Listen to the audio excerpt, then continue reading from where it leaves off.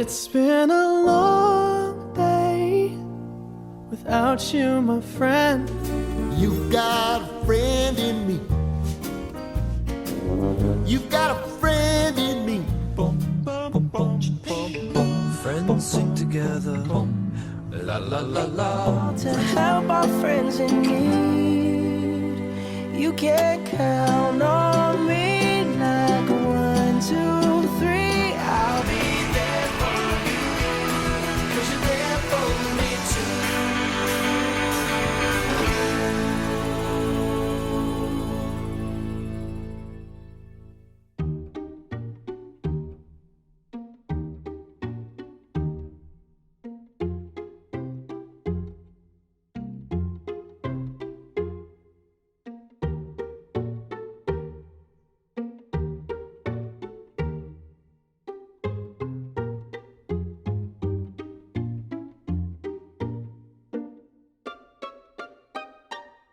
So have y'all ever seen the social media posts that show people using workout equipment super wrong?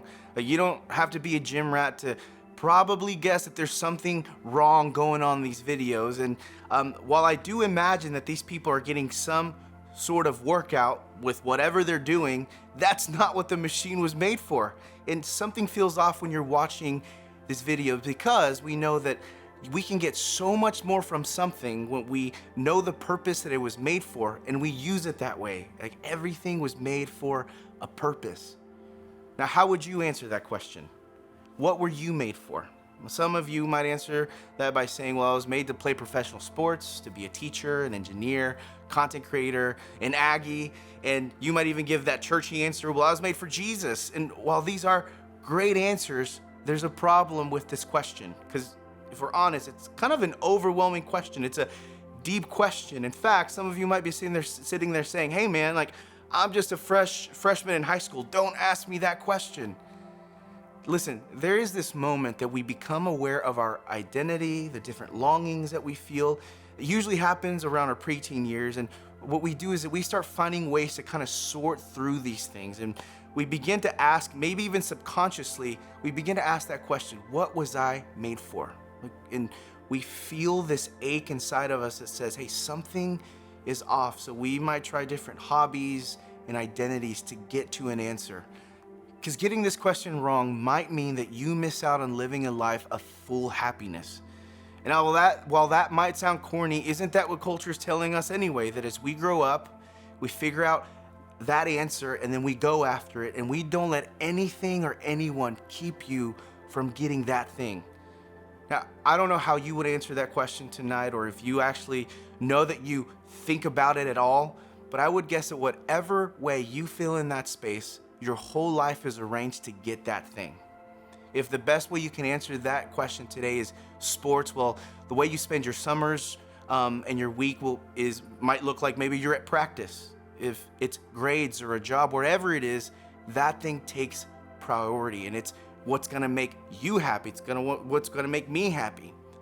So here's what you should listen tonight, and really as we begin this series, because I think that the Bible has much to say about your joy and your aches, has much to say about your longing to find an answer to this question. And really, it traces back to the very beginning, where we literally jump into almost this cosmic factory where God is creating, and we get to see what we were made for. So if you have your Bibles, open up with me to Genesis chapter 1. A lot of you in the room probably know this introduction, that God is creating the world. And there's two things that we see in the first few pages of the Bible, and that's that God designed and created, and that everything was good. In fact, there's this pattern that you see over and over again. And the first example is in chapter 1, verses 3 and 4, right? The first thing that God creates, it says, and God said, let there be light, and there was light. And then you see the second thing, that God deems it good. Verse 4, and God saw that the light was good. You see this in verse 10, 12, 18, 21, 25, all in chapter 1. He creates the land, the sea, the birds, plants, the sky, and God says everything is perfect. Almost kind of like when you're building a puzzle and you take a step back and you realize everything is coming together perfectly. But there's still one more thing that God creates, God's most prized and important creation. He fashions the first human being with the most intentionality. And again, everything's perfect. It's beautiful, full of life. There's this climax in verse 31. And God saw everything that he had made, and behold, it was very good. The perfect world. Like, this must be great, right? But wait, in the next chapter, there's something off. As this human that he just created, he's busy working, naming all the new animals. There is a whisper of an ache, a groan that something isn't complete. Verse 18 says this, then the Lord God said, it is not good that man should be alone. I will make for him a helper fit for him. Now, this is why this statement is super surprising. Like, think about it, right? God created a perfect world, beautiful, nothing was wrong with it. This was before the fall. You know, that moment in chapter 3 where humans choose to not trust God and they trust themselves instead. So sin enters and everything breaks. At that point, the world is broken. You and I are broken. Well, this moment right here that we just saw where God says it's not good for man to be alone, that's before all of that. Everything at this point is still perfect. Sin and brokenness, it wasn't a thing, but there is still this ache of loneliness. There is an incompleteness. So God makes the first human a companion. But hold on, right? Daniel, like, was God not a good builder? Did he miss something? Did he skip a step in the how-to manual? Well, no. This actually tells us something about ourselves. It tells us something about our purpose. First, it tells us that God makes you for himself. Your truest joy is found in him. In fact, if you read this passage, it tells you that you were made in his image. And because of that, it also tells you that you were made to have a friendship with someone else. You are made for friendship. Like, just imagine this. Picture this with me. You're the first human, Adam, and you have the nicest crib all to yourself. In this case, it was a garden. And you have everything you need. You have peace, quiet, the most beautiful plants, food, all the animals, maybe including a dog. Like, I mean, what more could you need? Sin isn't a thing, so there's no sadness. You're just chilling. Everything's great. You have all this beauty all to yourself. And yet God says, it's not done. The only way this human can experience life and enjoy this beautiful creation all around him to the fullest is to have another human beside him, shoulder to shoulder. That's what friendships are. Friendships is having another person shoulder to shoulder with you to complete your joy. I think that's also the reason why when you really enjoy something, you enjoy it even more when there's someone else that you love to share that with. Like, you go to Cool Cow Creamery in Kemah and you taste a new flavor. Now, don't get me wrong, you can enjoy the heck out of that all by yourself, but there's just something about having someone you love that identifies with you and they look at you and they say, hey, that's delicious. Now imagine that with something much more than ice cream. Like, you make the volleyball team, you get into the university of your dreams, you go to your favorite beach, God answers a prayer that you've been asking for a long time. Having a friend makes that moment or that thing all the more beautiful. It's how God wired us. Have you ever wondered why when someone comes up to Jesus and they ask him, hey, what's the greatest commandment? Like, what is the main thing that God wants for us? He answers with a two-part answer. Do you remember what he says? He says, love your God with your heart, soul, and mind, and love your neighbor as yourself.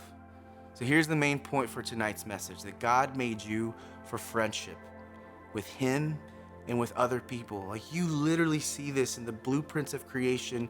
And this doesn't mean that everything else that you love and enjoy isn't important, but that friendship is super important because it was woven into the fabric of who you are at the deepest level. There will be an ache. It'll feel like something is off. Life won't seem full if you ignore that. I mean, check out the way that people talked about friendship a long time ago.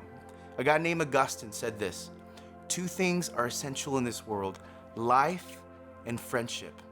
We are not to live alone. We must have friendship. So we need it. But our biggest dilemma is that Genesis 3 does happen. Humans choose to sin and they turn inward. They look for joy in all the wrong places, and it breaks relationships with God and people. And all of a sudden we have an ache, but no longer have a way to find an answer for it. It's almost like an itch that you can never scratch and it just lingers. But Jesus comes to heal that. We have 4 accounts of the life of Jesus, and there are 2 places where he is referred to as the friend of sinners. And that means that he comes to befriend people who have turned their backs on God, and he helps them to see what they were truly made for. On top of that, he makes a way back to the place where we were in the garden through his work on the cross. He gives us the ability again to live in line with the blueprint that God intended. So over the next few weeks, we're going to expand on this and talk about why friendship is important for us, how God uses deep friendships to work in our lives, and we'll talk about different characteristics that God's heart intends to see in our friendships. But tonight, I really just wanted to start at the most foundational level, that you were made for friendship. To know that ignoring this will leave us with an ache, that we'll spend the rest of our life feeling like we're using a gym machine completely wrong. Now, I know that a lot of you might say, hey, I have friends, I love my friends. Like, I grew up watching the kids shows that talk about friendship and how important it is. But how might your friendships look different when you believe that they are the second most important thing in your life behind loving God? Knowing that God made you that way, how do you prioritize your relationships or your friendships differently? How does it change to know that your relationship with Jesus is intrinsically tied to a need for a friend? And if you're not a follower of Jesus in the room, some of this might seem pointless, but here's what I would ask you to consider. You don't need to be a Christian to feel the ache that we talked about tonight, or this desire to live a life full of joy. So stick with us tonight and over the next couple weeks, and consider that at the end of all of our questions, all of our longings, it all leads back to this name that we talk a lot about, which is Jesus. That he cares a lot about your joy and your aches, but you have to be open to hear him. Really, for everyone in the room, man, I'm so excited to jump into this series, especially the conversations that we can have in small group. And my hope is that these conversations can help enrich the friendships that you have, and that in the end, they would enrich your relationship with God who loves you.